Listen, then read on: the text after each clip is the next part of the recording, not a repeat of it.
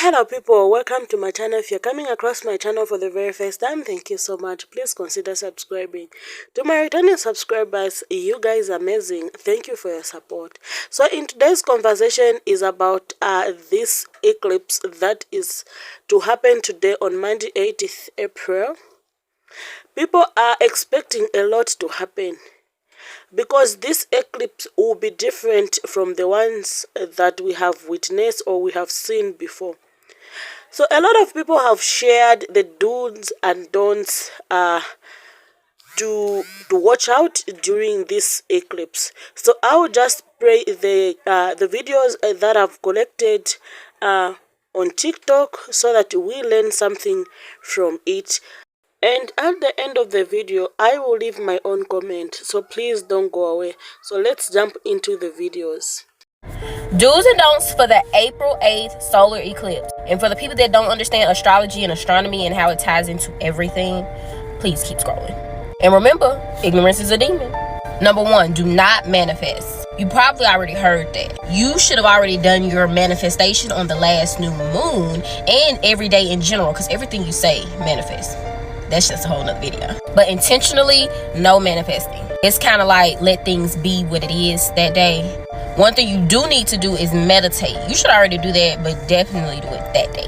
Now, there's so many ways to meditate. Meditation is just home. That's not the only method. No. You have to figure out what works for you.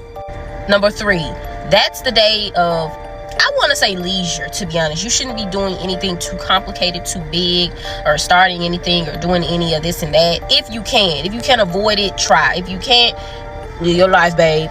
But I will be in the house minding my business, meditating and reading my book of Psalms. But that's just me. Oh, and speaking of that, for the people that need a Bible verse for tomorrow morning and tomorrow night, catch the next video. But anyway.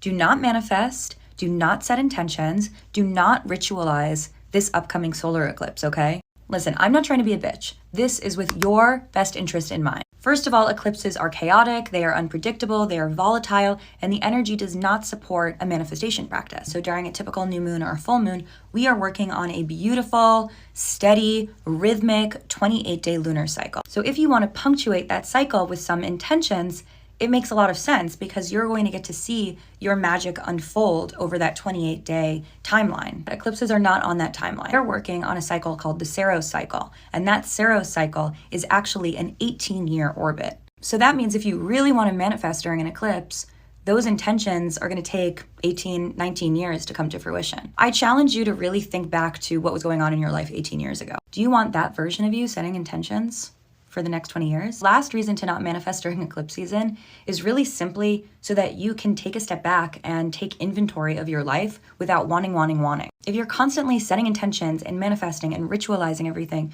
you're not really paying attention to what you have. During eclipse season, we can sort of pass to the universe, let the universe show us what we need to see, and practice good spiritual hygiene by not being in demand all the time. Dr. Vicky, ophthalmologist, and on Monday, April 8th, there will be a total solar eclipse over the US. And I'm going to share with you the one thing you definitely should not do and the one thing you definitely should. Number 1, do not ever look directly at the sun. Just like a magnifying lens pointed at the sun can burn holes in paper, the lens in your eye can focus the sunlight to burn holes in your retina. This is called solar retinopathy, and it can cause permanent vision loss. What you should do instead, which is my top do, use eclipse glasses. Nope, regular sunglasses are not going to do. They are not dark enough. Eclipse glasses are like 1,000 times darker than regular sunglasses. Enjoy the eclipse. Stay safe out there. Here's what you should not be doing before and after the solar eclipse on April 8th. Do not text your ex, and you're gonna be tempted, but I promise you're gonna regret it. And this is because an old part of you is dying. It's coming to an end. Don't do any big manifestation rituals or jump into a new relationship.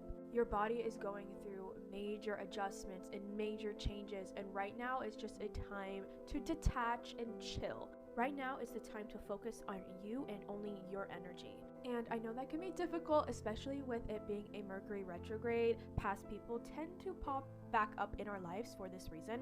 You are going to utilize this solar eclipse energy, and I'm going to tell you exactly how you're going to do it. You are going to fully release and let go and detach yourself from old toxic patterns. I'm sorry, Taylor can't answer the phone right now. Why? Because she's dead. Oh! Woo! That is what this solar eclipse in Mercury retrograde is giving. Start embodying the energy of your rising and Venus sign. Oh my god, you're gonna glow up not only physically, energetically, and you're gonna become so magnetic. You will feel so much more confident, 100% guaranteed. Do a shower releasing ritual. It's basically when you just get into the shower and you're embodying the water, literally removing things that you're wanting to release and let go of. Fire meditation. It's basically when you're meditating in front of the fire and you are putting everything, all your worries, tension, and stress, and anything that you're wanting to let go of right into the fire. I made an entire astrology glow up guide personally just for you to teach you how to dress, do your makeup, what crystals to wear, and this guide is for you if you're ready to glow up physically, energetically, spiritually, and become 100 times more confident. If there's 3 words to describe what you should be doing right now, it's release, chill, flow. For more tips like this one, make sure to hit that follow button for more. Bye guys. Don't manifest during eclipse season, and I can tell you why. Because I tried to, let me just tell you. End of 2022, when we were in eclipse season, I'm a Scorpio rising, so this will make sense in a second. The lunar nodes were in Taurus and Scorpio in 2022. When the eclipse happened when was that? October, it was affecting my 7th house, and that's when my divorce just happened out of nowhere, bitch. And me being the manifesting fucking journaling queen that I am, I was like, oh, I'm gonna journal my way into saving my marriage. And bitch, that it just did not work. As hard as I fought and as hard as I manifested, as hard as I fucking journaled and did all the things, it just didn't work. But you know what? It's like a year and a half later, and now I know why it didn't work, and I'm so happy that it didn't. Not saying that, like, me and my ex are still cool, but like my life would not be where it's at today if I was still married. Career just fucking like took off. Like the people that came into my life, like everything happens for a reason. And that's exactly what eclipse season is. Eclipse season is basically like whatever is meant for you is going to fucking happen. So that's why, like, I tell people, like, even if you're going through some crazy ass shit right now, Aries and Libra placements, perhaps Capricorn and Cancers too, things are going to get better. Because when you think about it, how are you supposed to like call in new things when you're like just doing the same shit over and over again? So what eclipse season does is it shakes up the shit out of your fucking life, bitch. And sometimes you need to go through crazy shit in order to get the life that you want. And yeah, and basically my point of this video is to give hope and inspiration to the people that are going through it right now, which are, I know, my Aries placements, my Libra placements, since the North and South node are currently in Libra and Aries, or Aries and Libra. So with this solar eclipse that's happening on Monday, don't manifest. Don't fucking do any fucking rituals, bitch. Just let shit happen. And like my favorite thing to tell my girlfriends is ride the motherfucking wave. Okay, this lash just wants to be crazy. Is ride the fucking wave, bitch. Ride the motherfucking wave. And just let the universe do what it's meant to do. If you want to understand how the eclipse is going to impact you, look at your rising sign and look at where Aries falls into your chart. I use whole signs when I read charts, which basically means like your chart will start with your rising sign in the 1st house. So for example, I'm a Scorpio rising, this is going to affect my 6th house. If I'm a Libra rising, this is going to affect my 7th house, so on. Well, having watched the videos from different people, tell me what you think in the comment section below. Because it is always good to listen to others, but let's not get our hopes so high.